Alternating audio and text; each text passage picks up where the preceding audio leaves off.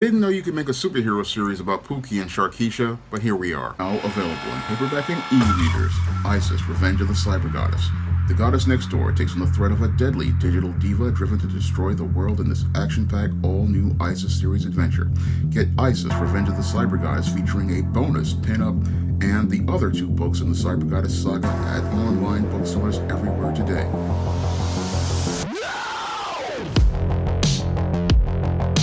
Better get the coleslaw, y'all, cause we're having us a barbecue.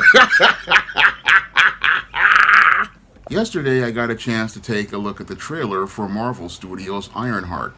And after looking at the trailer for Marvel Studios' Ironheart, I can see why the studio wound up burying this series for 3 years before finally being forced to release it. Now, as someone who has studied the entertainment industry for over 25 years, I can tell you the reasons why Marvel Studios wound up greenlighting Ironheart, and also can tell you the reason why they wound up shelving this series, and everything as related to how terrible this series is shown in this trailer, and everything in this trailer just shows how Kevin Feige had a major feeling of regret regarding greenlighting this film after seeing the just really horrible footage as related to this entire series. Now, what's really sad about Ironheart is that this was a series that was run by Ryan Coogler, the director of Black Panther and Black Panther Wakanda Forever, and really doesn't show his potential as a filmmaker. No, we saw that in Black Panther, and we now definitely see it in his new film, Sinners. We see that Ryan Coogler is a great visionary. Unfortunately, even a great visionary really can't do much when the source material is of as much poor quality as Ironheart was. Now, Ironheart was a character created by the Marvel Comics in the 20-teens to be the part of the all-new, all-different Marvel that was going to so-called revolutionize comics. Unfortunately, all the all-new, all-different Marvel was passively a idea of pushing token representation, but aggressively wasn't really about presenting us anything of substance whatsoever. And that's where Ryan Coogler was stuck with a major challenge as related to Ironheart, because the character in and of herself from the source material, Riri Williams, isn't a very compelling character, and you really don't get a sense of her being able to answer that critical question if you were to adapt her by putting your fingers to the keyboard to write the screenplay. You really don't get a sense of anywhere you can answer that critical question of why should we care, because nobody really cared about Riri Williams when they were developing her character. No, her character was just designed to be a feminist statement about a young black teenager who was going to go out here and replicate Tony Stark's technology and become a black female Iron Man. And her whole character just becomes a derivative of a derivative, because we already had a black Iron Man in James Rhodes in the comics when Jim Rhodes substituted for Iron Man when Tony Stark became his alcoholism relapsed and he wound up drinking again. We already had a black man in the Iron Man suit. Moreover, that same black man, Jim Rhodes, also put on the War Machine armor and became his own hero. So when it comes to Riri, she just feels really redundant as a black character. And as a female character, she also feels redundant because in other Iron Man books later on, Pepper Potts puts on an armor called Rescue, and that armor was seen prominently in Avengers Endgame. We saw Pepper Potts wearing a rescue armor. So the whole idea of Ironheart really does not answer that critical question of why should we care? I mean, what's the motivation for us to care about Riri Williams when we already have Tony Stark, who was Iron Man in the Marvel Cinematic Universe and was the leader and the guide of everyone into the Marvel Cinematic Universe. Moreover, we already have derivatives in War Machine and Rescue who had much more compelling story arcs. So what is the reason for this Ironheart series? critical question I have to ask Kevin Feige: why did you go out here and greenlight this Ironheart series, knowing that the character really did not have much there to be able to adapt a story around?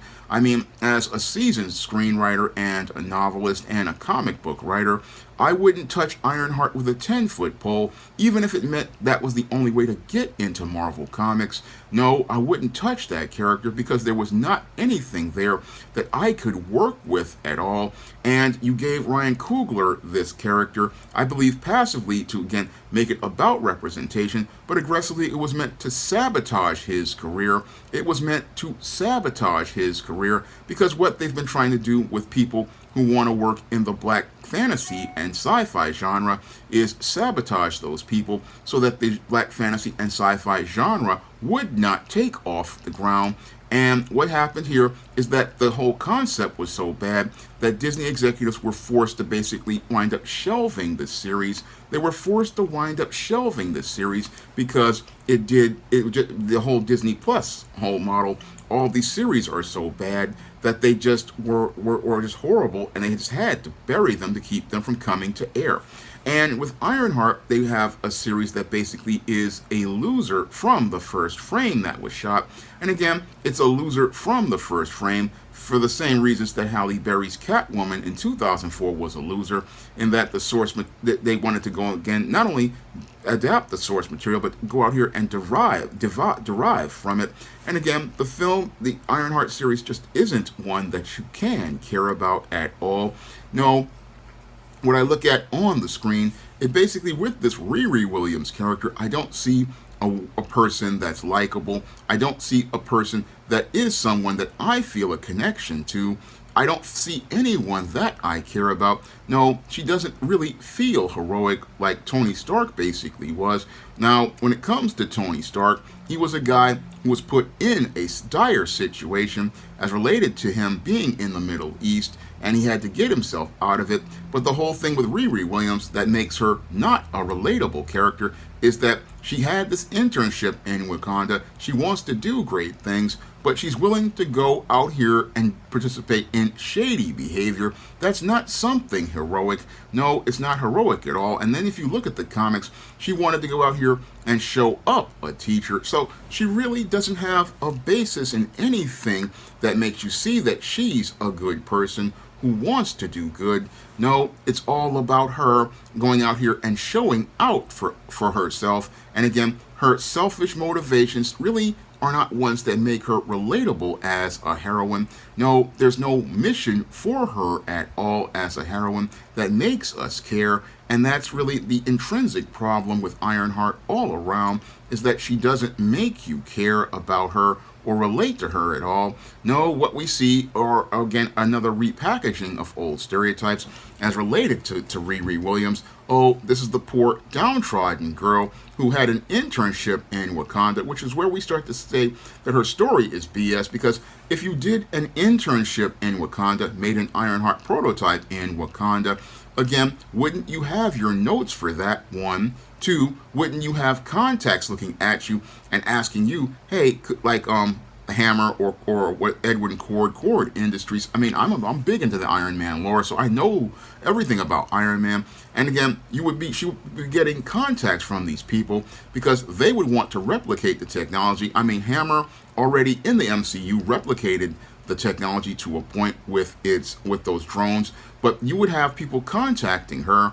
I mean, villains in the MCU that you create. You could have had Edwin Cord coming in. Cord is the inventor of the Mauler and the Raiders and other weapons that Iron Man had to fight. And then you have, again, Justin Hammer. I mean, Hammer would have been looking at her. And again, you would have had a whole lot of people looking at Riri Williams. But we're told, oh, she can't find somebody, so she's got to go and work with the Hood, which isn't really a good organic match as related to a bad guy. I mean, basically they have the Hood here, but the Hood is looking like Pookie. And what's being presented here is a repackaging of old stereotypes about black women. What they're doing here is presenting the story of the so-called educated, successful black woman who's getting with Pookie, and the hood is Pookie. And basically, with the hood, they're saying that he's a hoodlum. Again, passive aggressively putting that stereotype into place and saying that the hood is basically going out here and having Riri build an Ironheart armor. And that's not a really positive story about a young black sister. No, not a positive story at all. And you're going to tell me that a sister getting involved with Pookie, and she's going to be the hero of the story, and she's going to be a hero in the MCU. And this is not a good look for Riri as a character, and again, not a good look for her as a hero, because she's not looking like somebody who's out to do good. She's just looking like she's out to be an opportunist to get stuff for herself. So when I look at Riri as a character in this series, I'm not seeing anybody that I can relate to or I could care about. I mean, I know that in comics that black heroines are very rare, but the way they're doing black heroines isn't putting this woman out here as somebody who's out to do good. No, she's not somebody out to do good. She doesn't really feel like a hero. No, she feels more like a villain. That's where I could agree with Richard C. Meyer from many years ago when he said that these characters feel more like villains from the all-new, all-different Marvel because they have selfish motivations, whereas when Stan Lee created these characters, they had selfless motivations. They wanted to do what was right. And when I look at the way these heroines are designed, like Riri Williams and Kamala Khan, they don't really have that effort to go out here and help other people. No, it's all about them. And that's what really makes this series one that I think is going to be a disaster worse than Agatha all along and these other series, and really shows me that Kevin Feige he needs to start dusting that resume off, because he's basically done at this point. He's basically done at this point. He's basically finished at this point, because the mess he's made with the MCU is a disaster. Because instead of him looking to continue adapting classic stories, because there were lots of other classic stories he could have done with the MCU.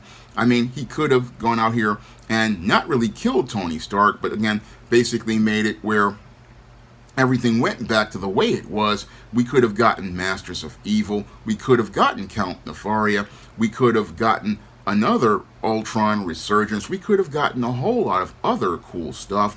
But the MCU decided to go down the Infinity Saga and now down this whole situation with the Multiverse Saga. And when I look at Ironheart, I don't see where this series really fits in the Multiverse Saga, which has been a complete jumbled mess ever since Phase 4 started, and now that we're in the middle of Phase 5, and Phase 6, we basically have all of these different series, and nothing is flowing together organically to show us how all these different stories work.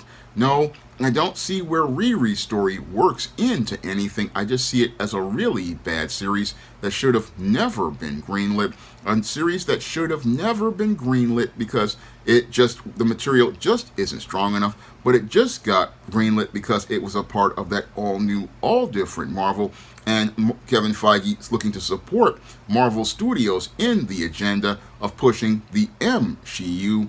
But sadly, we see when you try to adapt this material that the MCU isn't very strong. We see that the MCU isn't very compelling. We see that the MCU is not filled with strong heroines, because I could adapt a better series from the ISIS series or the Esteem series. At least in those books, there's a mission for both of those characters. I mean, for the Esteem character, we see her coming out of the temptation of John Haynes, and again, looking to grow as related to her relationship in Christ and learning about her new role as a new creature in Christ. And we see her again in this new role, again with a little bit of jiggle, because you need to have some jiggle in order to sell a series with a heroine. And she also has a built-in rogues gallery with Lucifer and the Legion, not to mention characters like the Hyena Woman. I mean, there's already stuff there to make an entire series work. And there's that feud with Delilah, so there's material right there. And with the ISIS series, we have this character who was in the 20th century, again, and who was the goddess next door, a goddess who's working in the background, trying to reestablish herself. And as she's reestablishing herself, she's trying to learn about the life in the 21st century and she's taking on different jobs and helping people. So there's something there that you can care about and relate to. And there's a lot more in both of those stories than there was with Riri Williams, because I actually took time to develop a black heroine and develop a black heroine that people could relate to and have a relationship with. I mean, with Esteem, you've got a woman who's working on that dream job that many black women want to work on, being the assistant to a CEO and helping him out as she's taking on her own supernatural threats. And then with Isis, again, you've got a Nubian goddess, and again, a Nubian goddess, again, looking to serve people in the world and help people out. And she's got a great rogues gallery and the Cyber Goddess and Golden Shine and all these, again, stuff you put on the screen and it just looks like fun. But when I look at Ironheart, I don't see anything fun whatsoever. And sadly, what's being done here is another effort to sabotage black fantasy, because what's being done here is that they saw the success of Ryan Coogler's Sinners. I mean, Ryan Coogler basically showed us that he has the stuff to make a great fantasy film. I mean, this film has made over $200 million and is a huge hit. And what they want to do is try to sabotage Ryan Coogler by digging this corpse of a series up and making it into a zombie to try to sabotage Ryan Coogler's reputation. That's what I see Marvel Studios doing here, trying to sabotage Ryan Coogler, because according to the rules of the entertainment industry, you're only as good as your last project. And with you being only as good as your last project, the only way you can get other projects greenlit is to have good projects. And with Ryan Coogler's Sinners being a huge success, they want to throw out this Ironheart series again, passively saying, oh, we've got to get this series out, but aggressively want to take a shot at Ryan Coogler as related to derailing his career. I mean, these are the type of moves that are done by white Hollywood to derail black creators. And what they also want to do is go out here and make it where they can continue to try to derail the entire genre of black fantasy, the entire genre of black fantasy and science fiction, a genre that has been growing and getting better because independent black creators like myself and Ryan Coogler and many others are out here putting together great material. I mean, when I look at black fantasy, I mean, it's a growing market, and the material is so good. Again, there's some real good material out here, like Sinners and many of the other independent black comic creators out here who are putting in that work. I mean, brothers and sisters putting in work, putting together solid storytelling, and a lot better than what we see in Ironheart. No, Ironheart is it's a garbage series which really got a terrible lead character, a weak story that really isn't very strong, no antagonist, which has always been a weak point for Marvel Studios series. I mean, the problem with Ironheart, again, starts with the foundation of the structure. The source material isn't strong, so it's hard to adapt something from weak source material. You have to have strong source material in order to adapt something, and that's the big problem with Ironheart. I mean, Ironheart, it just has no heart, it has no soul. The character isn't one that is appealing, and I'm looking at that dowdy looking armor. I don't see anything like they did with Rescue. I mean, Rescue's suit it made her look feminine, it made her look attractive, and made her look like a companion to Iron Man that complemented him. But when I look at Ironheart, her suits are made to make her look masculine or asexual, and that's a big problem, again, because this is another shot at black women. Just like the statue in Times Square, there's a statue in Times Square of an obese black woman, and they want that to be the standard for black women, and that's also pushed in this series. Again, you got this asexual or masculine looking armor that the black woman is wearing, and you're saying that this woman is going to try to replace Tony Stark, but I don't see her looking like anything at all that is appealing or attractive, because when you look at the Iron Man armor is supposed to look like a man, but the Rescue armor looks like a woman. But I don't know whatever this Ironheart is, it don't look like anything at all. I mean, it doesn't make you look at it and go, oh, that's something that's appealing. It has a good look. No, it looks clunky, awkward, and it has no real shape. And again, this is done passive aggressively by design because they don't want you to see a black woman as attractive or desirable. They don't want you to see a black woman as appealing at all. And they don't want you to see the black woman in any way that makes her humanized. And they don't want you to see that black woman in any way, shape, or form that really is someone that you can relate to and identify with the way we relate to and identify with characters like Buffy the Vampire Slayer or Xena Warrior Princess. No, they don't want you to see a black woman as attractive or desirable because when it comes down to the white people who run fantasy, they consider it their escape.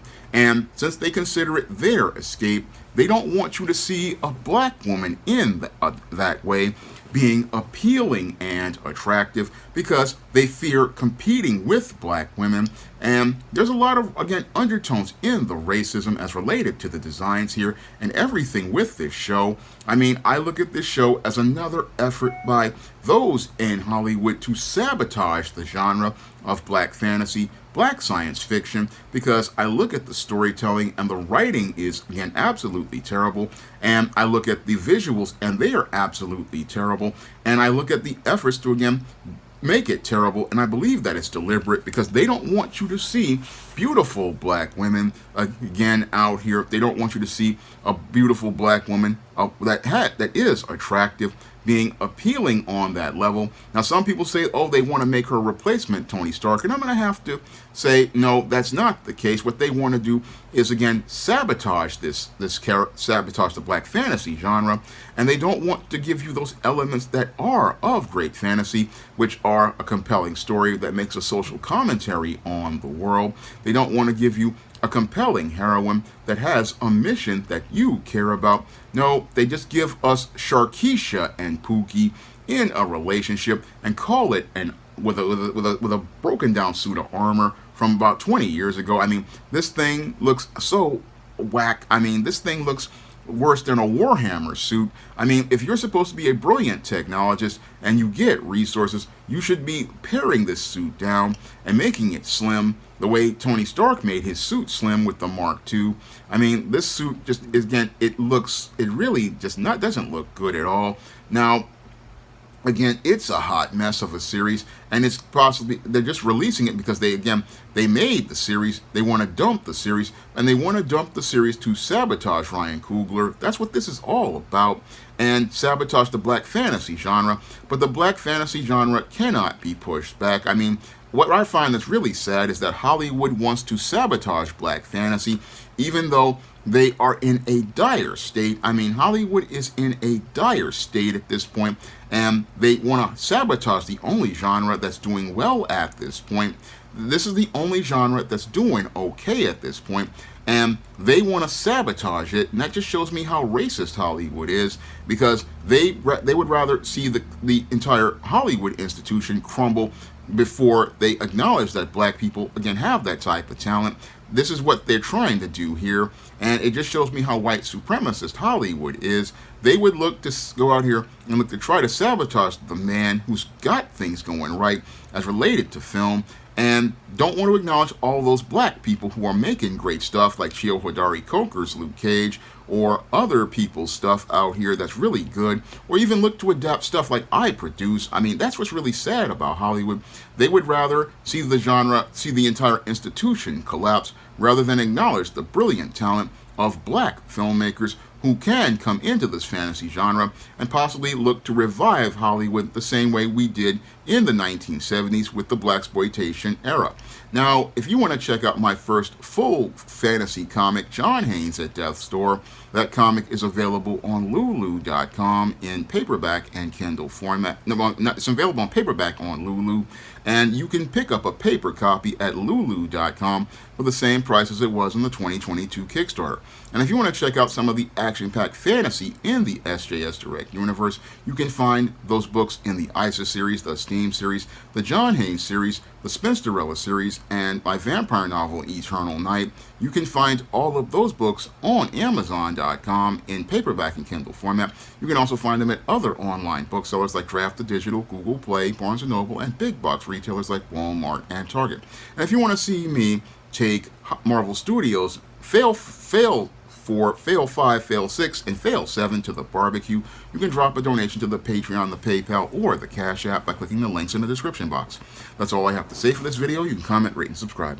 Now available in paperback and e-readers, Esteemed Season of the Witch Girl. The aspiring angel takes on a wicked teenage witch in this action-packed, all-new Esteemed series adventure. Pick up your copy of Esteemed Season of the Witch Girl in paperback and e-readers at online booksellers today. Now available in paperback and e-readers, John Haynes, A Thorn in My Side. The man who rules the world takes on an agent from the CIA from the Black Boule in this all-new John Haynes series adventure. Get your copy of John Haynes' A Thorn in My Side in paperback and e-readers at online booksellers everywhere. Support Black-owned and Black-operated digital broadcast media. www.niceradionetwork.com. Nice Radio Network, broadcasting 24 hours a day, 7 days a week.